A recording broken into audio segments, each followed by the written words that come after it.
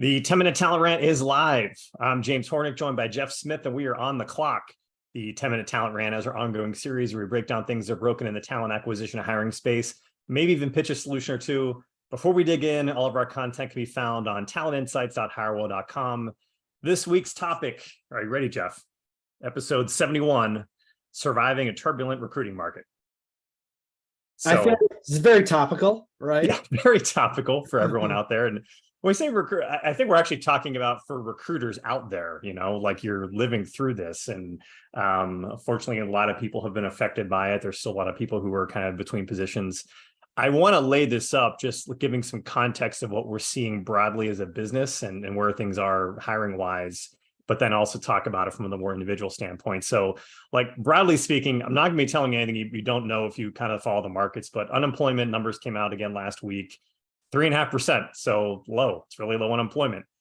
Tech is about 3% of the economy in terms of like tech firms. That's the thing that everyone misses. Everyone's why this thing seems so depressed. Why are they so many layoffs? But the unemployment's so low. It's because I think the pond that most of us in these circles swim in is pretty small. The stock market, and this is the thing that kills me, is that S&P 500's up as of today, 17% on the year. NASDAQ's up just around 40%, but it still kind of sucks for office dorks. Usually in the past, when I'd see a meltdown and things are bad in recruiting, the stock market's also down. It's just very kind of counter this time around. It's just, I guess everyone's focused on running more fiscally responsible businesses or something right now. And that's why they're just not doing as much hiring as they had before. But when you look at, I have friends who work in financial services, healthcare, they have no idea what I'm talking about when I'm saying recruiting's a bear right now. They think, what are you talking about? We can't find enough people. So it depends kind of what circles you're in. And I think we can also break down too, before we get too deep into this, we want to talk about some of the verticals we work in. So we have a whole team focused on HR recruiting, and HR, that includes, talent acquisition. That team in years past, overwhelming majority of positions they would fill by volume recruiters, internal talent, nothing. I think as of today, we have one open recruiter position that's been down the entire year.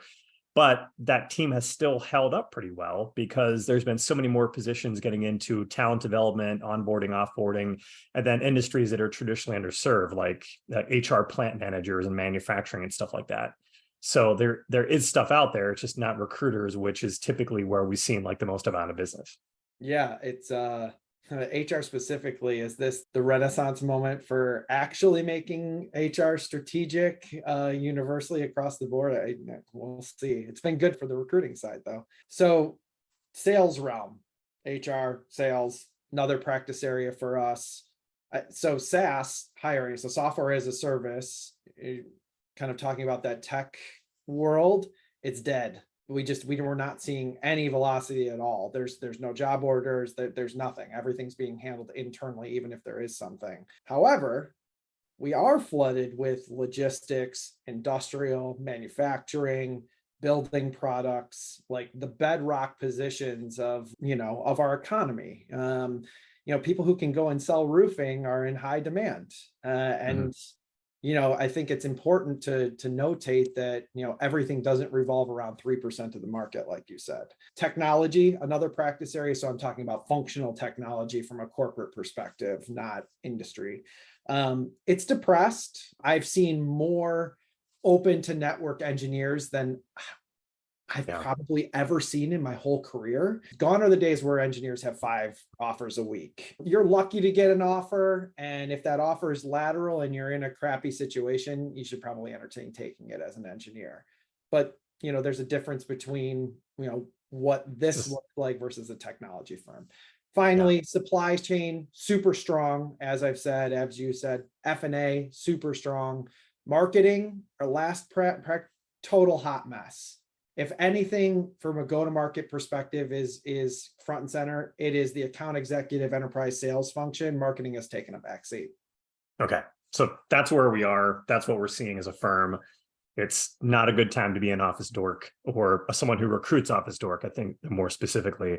But let's kind of transition into that. And let's talk about kind of the recruiters themselves. And the reason why I want to have this conversation is this will not be the last time internal recruitment takes a dump or agency recruiting takes a dump. Nope. And I think it's There's a lot of people struggling right now. I empathize with all of them. I'm not attaching any blame to anyone, but if we don't learn how you could set yourself up next time around for when this happens to be in a better position, like you're going to end up in the same spot again, which is really what we want to kind of dig into here. Another thing, I feel like I've talked about this a lot, so I apologize for repeating myself, but recruiting needs one of two things to really justify its entire existence, and that's either growth or churn. A well-run company can make a profit with zero headcount growth and everyone's just fine, but they don't need recruiters. And that's kind of what's inherently volatile about, it's different about our skill set than anyone else who works, internally in an organization. So there's inherent volatility there where you need that constant need for change in order to justify what it is you do. And that's something that's never really going to go away. Yeah. Second thing, just from the internal, like a recruiting agency perspective, like here's what you should be doing. And we've seen it happen at Hirewell: diversification. Anytime we have seen business influencers talk about the riches of niches, right? Like, what? Who are these people? I know what it is. They're peddling a course or, some sort of adult learning or training program, because their actual business that was niche centric probably went under. We understand that it's counterintuitive to what most firms do. There's a lot of specialized firms out there. It means you have a short lease in terms of opening new lines of services. You're scared of jumping into the unknown. And the question is it's why not? And we're going to kind of get into what you should do later. And this is directly related to it. This is all just about demonstrating value. I think that you start to overthink some of this stuff, and recruiting just is recruiting. You can learn a new discipline relatively quickly. So I think the overarching message is find your North Star, drive towards that, use the market to your advantage, not your disadvantage, i.e. we've pivoted to supply chain. They've been doing really well. It's not that difficult. Things aren't working, keep the lights on and develop what the next decade of your business looks like. All right, so let's get into the meat here. I think the takeaways are really the most valuable point of this one.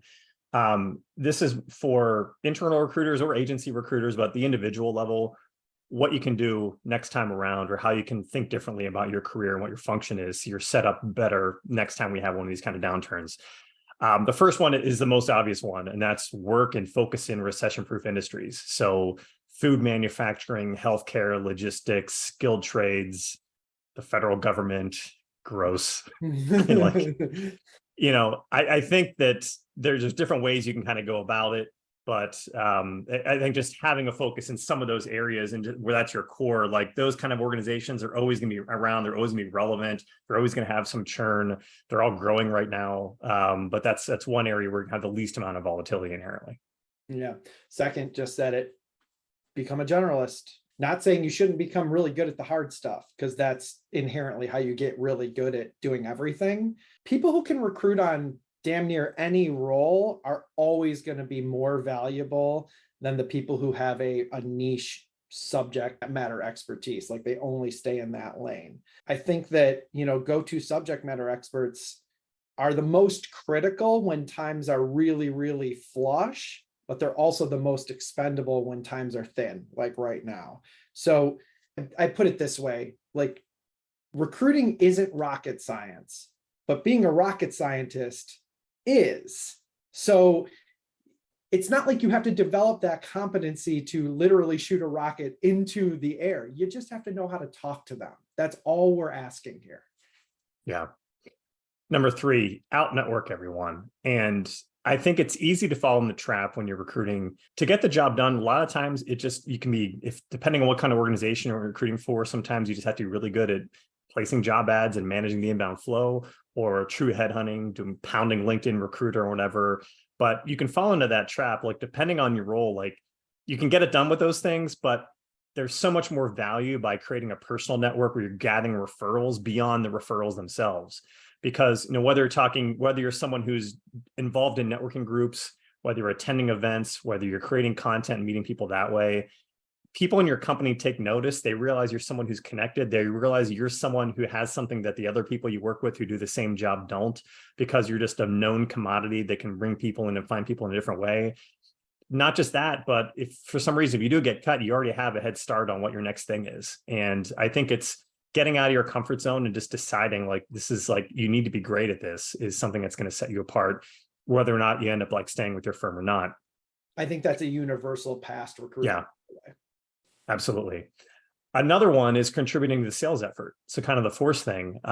People who can drive revenue when things take a dip, invaluable. And I realize like some recruiters hate sales, but I hate to break it to you, you're a salesperson. It doesn't matter if you're internal, external, depending on your focus, you might be talking to buyers of your company's product on a daily basis anyway. You might have market insights that your sales team doesn't have by virtue of what you're doing. Like it's going to depend on the org structure and industry and stuff like that, but there's always a way. When your core function is talking to people and getting them interested in your company, like it's not much of a stretch at all to be able to take that information or use it from a sales standpoint. It's baked into what your DNA, what you're doing already. And you can either take advantage of that and find a way to kind of stay relevant in your organization, drive revenue with it, or partner with the sales team, or it's just a missed opportunity. Yeah, it's the one piece of value that lots of recruiters squander, specifically in internal seats. Number 5, the easiest, just don't work for idiots.